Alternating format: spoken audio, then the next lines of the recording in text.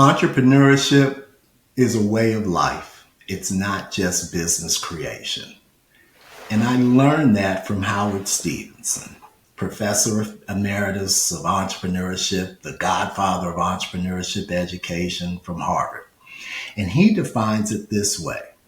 Entrepreneurship is the pursuit of opportunity without regard to resources currently controlled.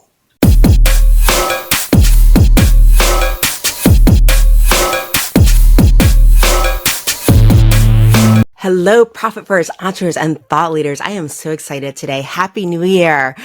We have a special guest and I'm excited about this conversation. And I think it's very relevant for, the change that's happening in 2024. I think that I've seen a lot of excitement. I think you guys are feeling it too, but we're in the midst of a radical change. And I'm so excited because we are bringing on thought leader Johnathan Holifield to our podcast today. And I'm excited about bringing on Johnathan because really what his specialty is, he strengthens the U.S. global competitiveness. And he does this through particularly equity and conclusion.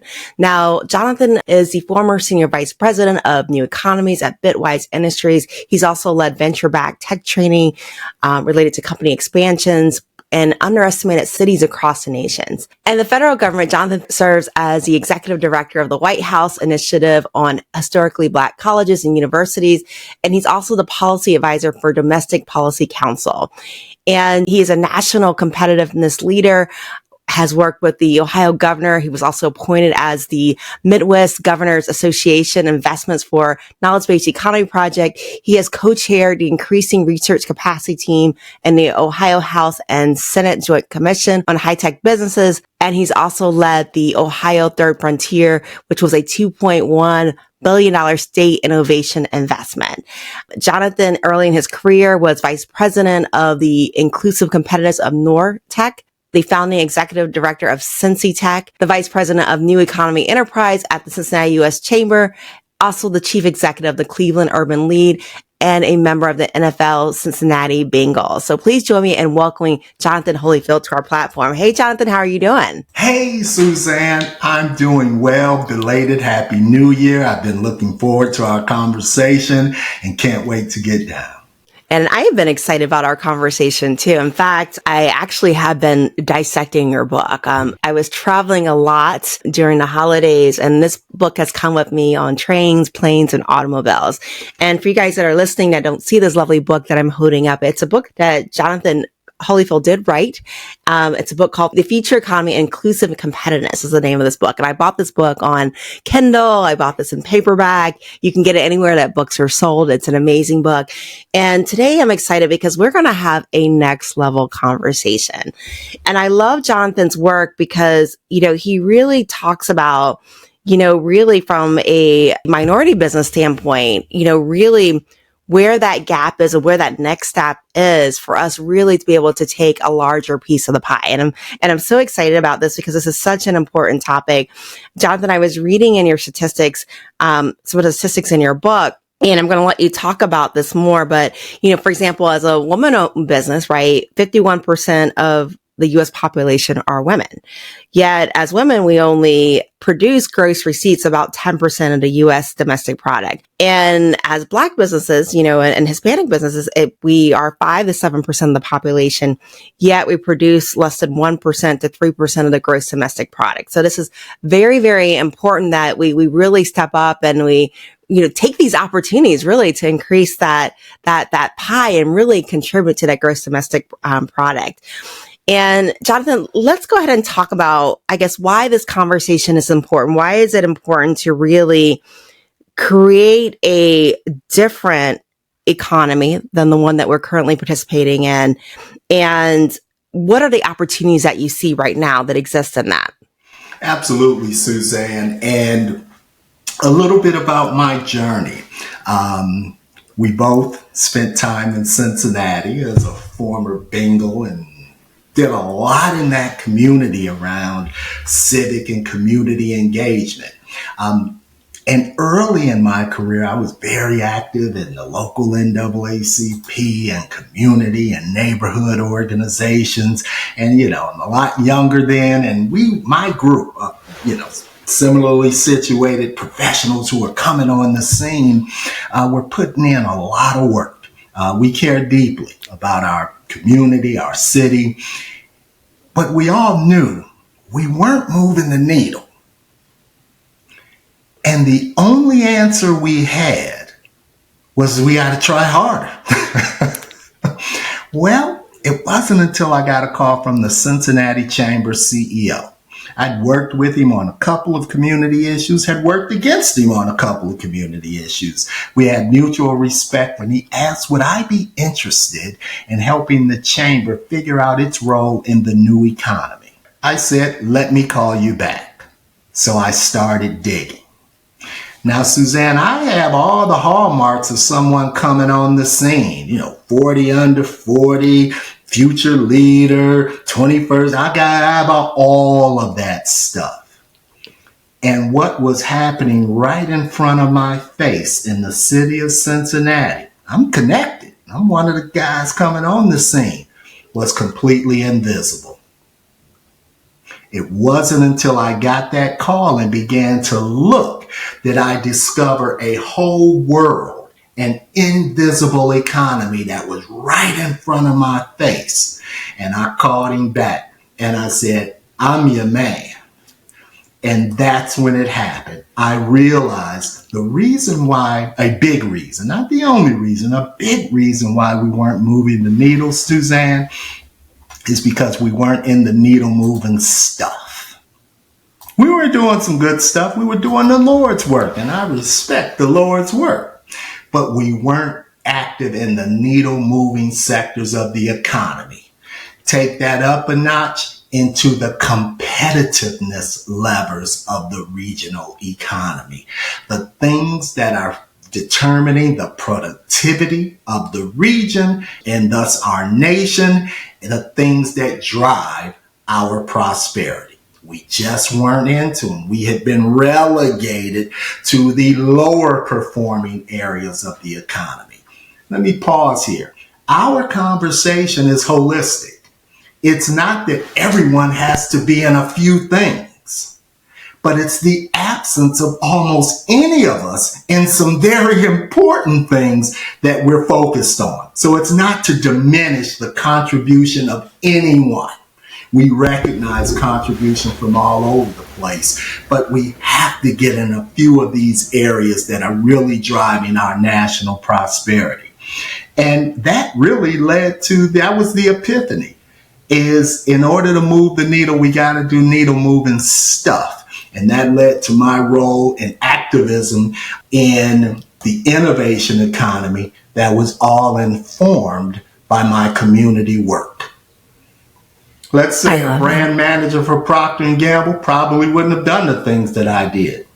But I had experience and a passion for community impact that informed my leadership in the innovation economy. And that's really how it started.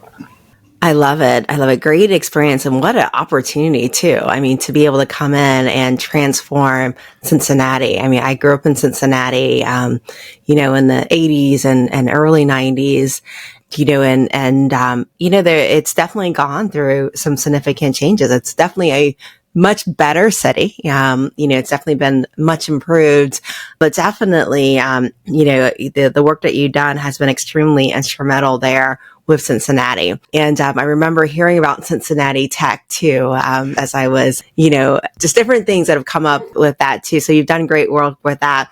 Now, I want to dig a little bit deeper just to help clarify for our audience. And one of the things that you mentioned, Johnathan, was that there's a lack of participation in higher levels of the economy, right? Where we're seeing the revenue at. And let's talk about what that really means. Let's break that down, for those of who may be listening that are not familiar with that, and versus the commoditized type of participation.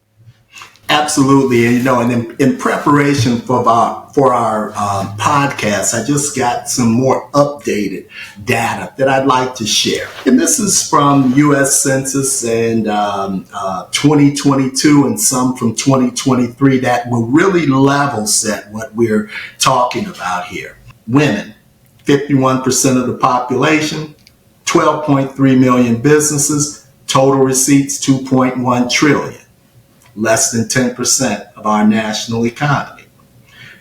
Latino, Hispanic, 17% and 18% of the population, 4.5 million businesses, 620 billion in revenue.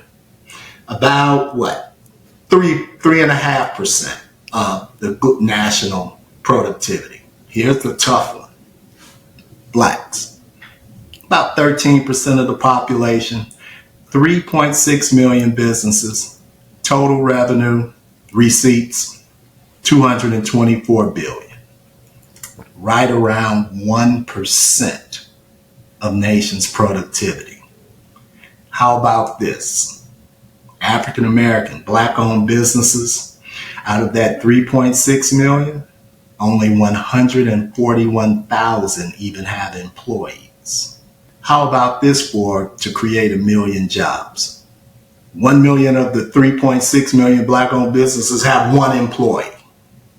How about this for a national goal or a community goal? Let's double our contribution to GDP from 1 to 2%.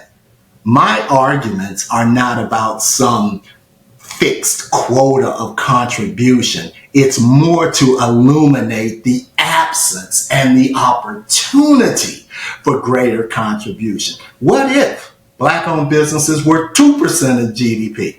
Imagine the ripple effect throughout underserved and Black communities, and more importantly, Black families. Same with Latino and women. Instead of 10%, what if they were 15%? Not 51%, 15%. Imagine the positive ripple throughout our nation. And that's really the level set we're focusing on.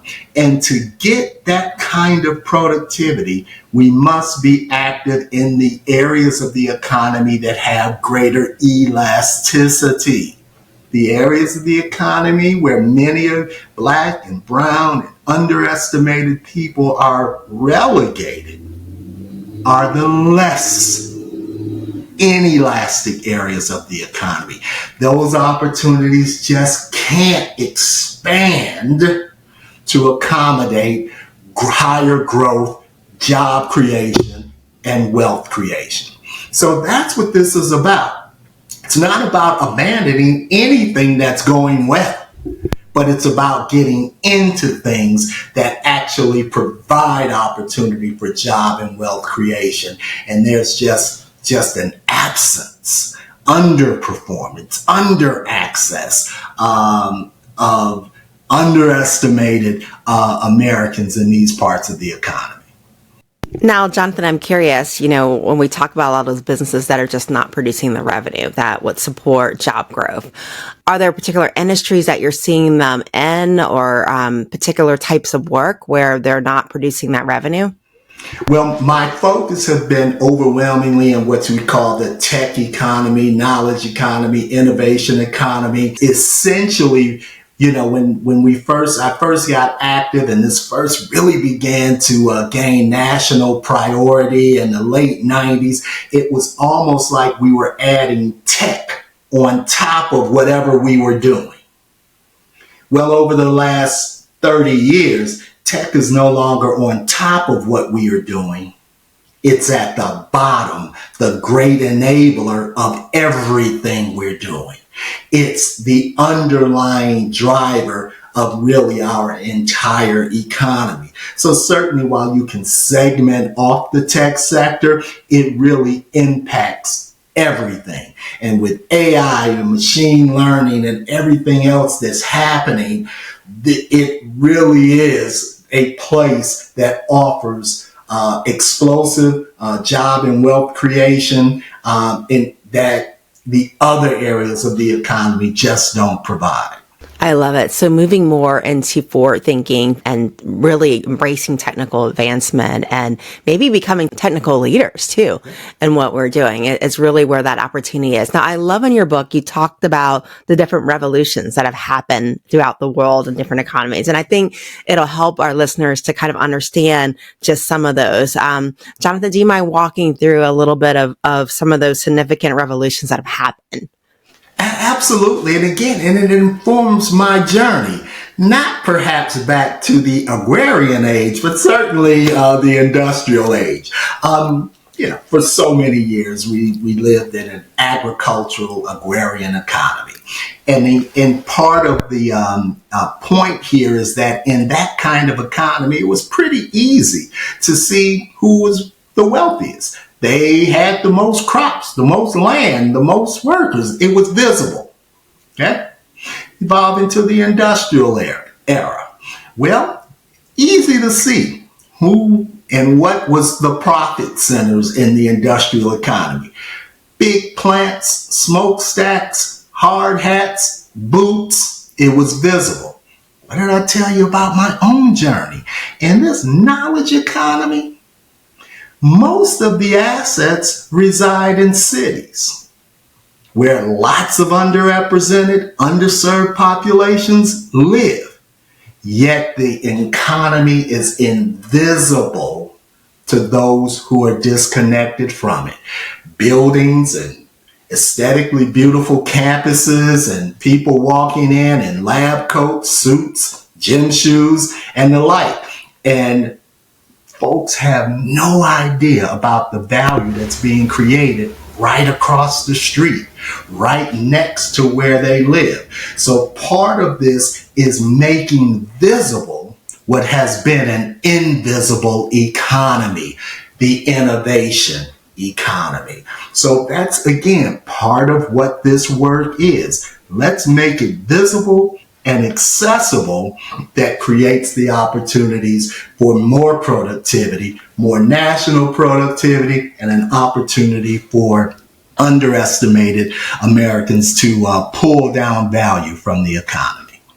I love it. I love it. And really embracing this new economy, this tech economy that we're in. I'm a fractional CFO and, a lot of my clients, they're 7, 8, 9-figure companies. They don't have problems with getting the revenue. And this is businesses that are owned by minority owned individuals, also individuals that are owned by non-minority individuals. And one of the things that I am seeing, and as a fractional CFO, is that in particular, the minority owned businesses, right? And these could be $50 million companies, right? Because they may be in staffing, they may have government contracts, 8-figure companies easily, again, that may be they have government contracts, for different things. You may have, healthcare, for example, they want to serve their communities, right? So they're heavily in Medicaid, serving that Medicaid population, that insurance-based population. But one of the things that I'm seeing is that it's going after the low-hanging fruit, the traditional types of business, like the government contracting, looking at like cleaning services, janitorial service. Yes, these are multi-million-dollar contracts, but it's, again, you're looking at RFP, request for proposal. And what that means is the government calls it best value. It also means lowest price, right? At the end of the day. And so what happens is going after these contracts puts you in a position to have lower margins, which ultimately means that you're going to have lower profitability, less take home, right? Because you're going after the traditional business. Now, on the other hand, my clients that are doing extremely well, right? These are the ones that are leaving these traditional fields. They're going into things like, I'm going to put it out there. They're going to service healthcare, but they're not going to take your insurance. They're not going to take Medicaid. They're going to be highly specialized. There are people that have a reputation that surpass. You say this doctor's name, they know exactly who it is. Even if you're on the other part of the country, they know who you are. And people are going to that person because they want that result. They have created that brand recognition. A lot of them are saying no bid to government contracts. We want to be known for the quality of the work that we do. We want to be known for our thought leadership because we do it differently. And those are the ones that we're seeing that are getting those profit first percentages easily, right? That are getting those profitability levels, right? Versus a low hanging fruit. And let's talk about why it is that our businesses that, we're calling minority based businesses, right? Yeah. Why are we staying in the low hanging fruit? What is causing that to happen? And how do we get out of that? Yeah. My experience and observation, and others may have other experiences and observations, is the absence of evolution in community infrastructure. I've been active in, quote, innovation economy, new economy stuff for the past 25 years. And others have been in it even longer. Our community infrastructure still largely reflects war on poverty kinds of programs. And here's the thing, Suzanne. As a nation, we certainly dragged some of the crap from the 20th century into the 21st century. So there's still a need for those programs. But the absence, not diminishing the contributions of others, the absence and opportunity for building new infrastructure that is aligned with new needs, that hasn't really happened. And building the expectations, just like, 100 years ago, we built expectations to be productive workers in an industrial economy. We really haven't built a new infrastructure that reflects these new needs, expectations, and opportunities. Look, sister, there's no magic. It's not you roll out a program tomorrow and get dramatically different results by Wednesday. No. But we have to begin to demand from those who support these kinds of programs new kinds of organizations, new kinds of infrastructure that are better aligned with where the world is going, while recognizing there is certainly still a need for some of the things that we've dragged over the last 60 years into the 21st century. I love it. Since entrepreneurs need to expect that the programs that are serving us need to provide a different level of support and demand. Am I understanding that right, Johnathan? You're understanding that right. And we are what we are. And if the DNA of these programs cannot change, we need new ones. Something I've learned. I'm not sure the DNA of the existing infrastructure can change. Matter of fact, I really don't believe it can. But it's still doing a mighty work. Leave it alone. We who have new needs and recognize new opportunities, then we have to take an affirmative step. What are we building in communities to meet new needs, or are we all just beating up on the existing infrastructure, trying to make them do things they cannot do? So that's taking ownership versus just blaming the existing infrastructure. So I'd say those of us who have had the blessing of exposure and vision and see what the opportunities are, then it becomes incumbent upon us to help build a complementary 21st century infrastructure that looks ahead to the real needs and opportunities of the existing and future economy. I love that. That's a very interesting thought too, Johnathan. I'm going to dig a little bit deeper into this, with this. And, I think that, I grew up in Cincinnati, as we had a conversation. I actually wrote about it in my book.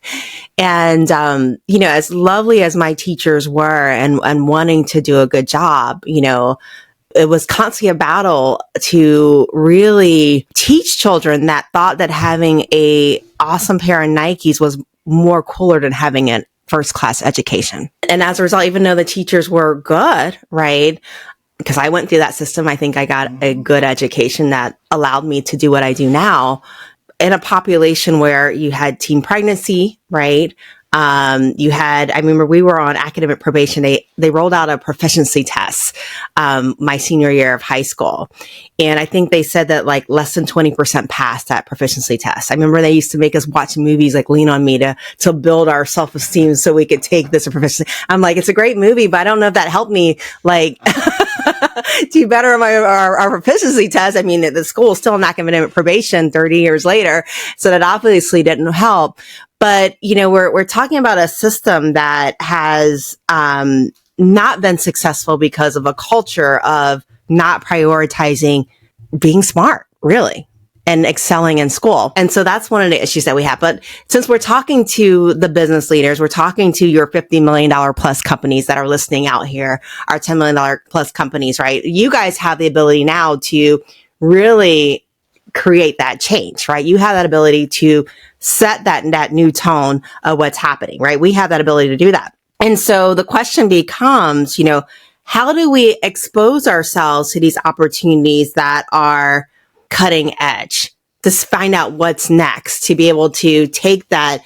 This is the commoditized work. We're not going to do that anymore. I know we did that in our accounting firm. We sold our actual accounting and tax practice, right? We sold that entire practice because we wanted to be forefront leaders and helping our $50 million plus companies be able to change directions, right? And we created that place in the economy where that's what we're known for. We're known for working for that 7, 8, 9-figure company as their fractional CFO. How do we get that awareness for those that are, obviously they've mastered sales. They just are working to master profitability, which is why they're listening to this podcast. Where do they get that exposure to know about these things? And most urban areas and increasingly rural areas have what you call innovation ecosystems. Recall our discussion, Suzanne, when I said, we're programs rich, systems poor. Well, innovation ecosystems are exactly that. They are systems. And typically, borrowing from biology, the term ecosystem, well, in a biological ecosystem, the keystone species regulates the entire system, right? You remove the keystone from a biological ecosystem, the ecosystem begins to degrade. Invasive species come in.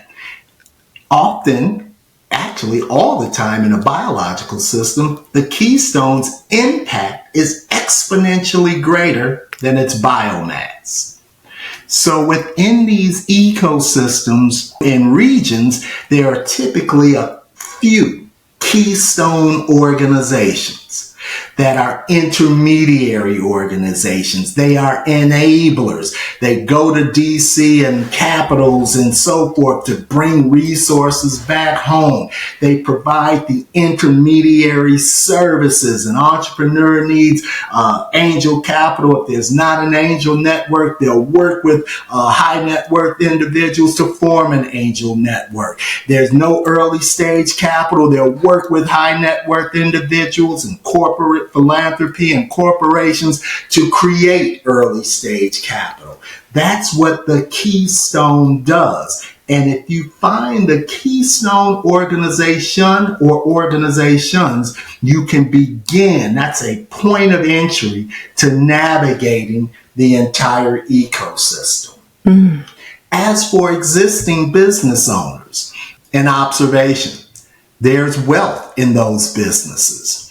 And that may be an entrepreneur's first, second, or third venture, and it's wildly successful. Yet it's not the kind of business that can grow much further beyond its current constraints, be it 2 million, 5 million, up 50 million or more. It's sort of a confined revenue and profitability in that business. Increasingly, organizations, and one in Cincinnati, are looking for those kinds of folks who may want to sell their business, realize a financial gain, and perhaps use that wealth to acquire another business that might have a greater growth potential. And combined with minority business ownership of a good quote, majority owned business might be a spectacular minority owned business. So there are different ways to explore how to leverage one's wealth. If you're in a business that you maxed out and even your passion is maxed out, consider how you might extract your wealth and leverage that to acquire a business that might be more aligned to your passion and has greater scalability as well. I can't stress enough. All entrepreneurship is respected. Everything is it's all celebrated. We're talking about the absence again of so few in these areas. And keep in mind, you pay attention to the market. I read where almost all the gains in 2023 went to 10 companies. Came from 10 companies, right? The alphabet soup, Google, Amazon, etc., and the other, what's it, Fang, or something like that, Facebook, Amazon, Alphabet, etc. But my point is, everyone's not a high growth entrepreneur. But we need some. That's the point. And those few will have an exponential impact. We need the bedrock. You know, if you're a sports fan, I was a bedrock, solid running back. You need those. But you also need some Bo Jacksons and some Barry Sanders who are just off the charts. And we're not getting the Bo Jacksons and Barry Sanders in business. How about that for stretching a metaphor unmercifully? Oh, yeah. And, part of it too is, like you said, Johnathan, it's alignment, right? It's finding the partners that are going to produce those opportunities. And if it's a program that's willing to make introductions with a more advanced tech company, and maybe there's an ability for you to service that tech program, because you will learn, right, in that partnership. You will learn what they're doing. If you can partner with a Google, right, you will learn how they're doing this. And it's knowing that, sometimes you take clients, you're very selective about clients. You're choosing to work with that client for a particular reason, right? Because you want to be part of that growth and that initiative that they're looking to get that skill. At some point in my life, I used to love cruises. And Carnival at the time did it really, really well. Now they're still good, but I think it's just I've grown out of cruises. And I remember they used to give you a tour, or you could pay money to take a tour of the ship. And the reason why it was important for me to take a tour was, how do you get these people to work, 13-hour days, keep a smile on their face from 5 a.m. until 11 o'clock at night, right? And some of them even had the midnight shift. How do you motivate people to do that? How do you motivate people to, obviously, the work is hard, the wages are okay, probably depending on what country you're from. And for me, I wanted to get behind the HR scene on that. So I invested money to go on this tour, get up early in the morning and go look at the living quarters, look at how they were educating their team, talk to their management to find out how they dealt with issues, right? It was paying money to acquire their backseat know-how, right? And so, as leaders, sometimes those free programs are great, but sometimes we have to pay to get to a higher level. That's exactly right. And we tend to value things that we perhaps invest our own capital in as well, and realize greater value. I'll ask you a question. With that experience, I'm going to jump way ahead and I'm going to ask you what you learned. And was it something like this? That ultimately, the company doesn't motivate employees. The company wins by winning mostly. They're certainly not batting 1,000, but they win more than they lose in people selection. And the people they hire are already motivated, and they perhaps do their best work not to demotivate already motivated people. But I'm not sure you can put that big red pumper in someone else's chest. I'm wondering what you learned. I think definitely that who you hire makes your job a lot easier, right? You can spend time pushing people up a mountain or saying, hey, come on, follow me. And so who you hire is incredibly important. From that standpoint and Carnival they had Pacific countries where they had success, where the work culture was extremely, like they hire from the Philippines, right? That's one of the major areas that they hire from. They're looking for people. They hire from Zimbabwe, a country where people are looking for a better life, right? They probably don't hire as many Americans because we have a pretty good life, right? And especially for the fees. And so, but they're also looking at things like, so that was another thing from the tour, being able to look at how do you hire internationally? How do you hire a good team internationally? Again, vesting money to get that skill, right? To learn the behind the scenes. It was also things like, they know these people aren't going to be on the ship forever. That's not their life goal to retire on the ship. And so they're providing education for them. If you want to take online courses while you're on the ship so that you can be prepared when you leave the ship to start a business or get a different job, maybe a more clerical job, they're going to provide that skill set. So if they've adopted the reality is you will probably not stay with me forever, but I'm going to prepare you. I care about your future to prepare you for your next leg in life. And so again, it's investing in your employee and thinking even bigger picture. This person's going to leave me one day, accepting that reality if it's a low level position.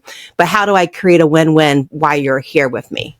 That makes perfect sense and is almost predictable, particularly for people who have lived a little bit.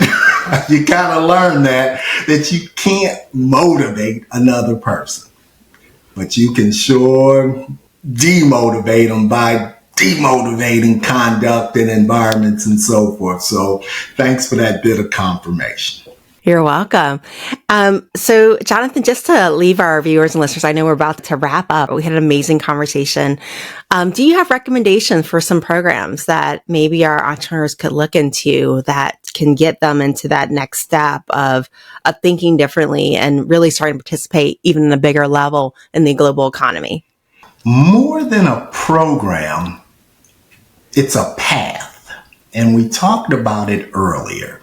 Wherever you are, if you're in a metropolitan area, I'm almost 100% sure that there is a regional innovation ecosystem.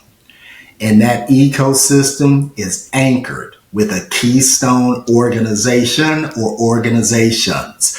They're venture development organizations, they're capital formation organizations, they're innovation workforce organizations, or intermediary kinds of functions that do all of those kinds of things. See what's right in front of you that you probably haven't ever been engaged with. I'm telling you, it's there.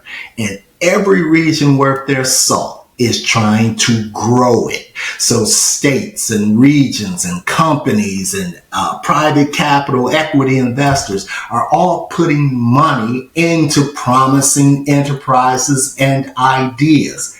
It exists. Learn it. Find out if this is a change of direction or something that I have a talent for or interest in.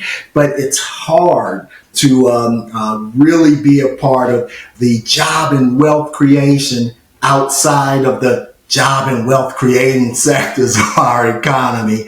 And these innovation ecosystems that exist throughout the nation, they're trying to nurture it. And they need more talent, more entrepreneurs, more resources, more outputs leading to more outcomes.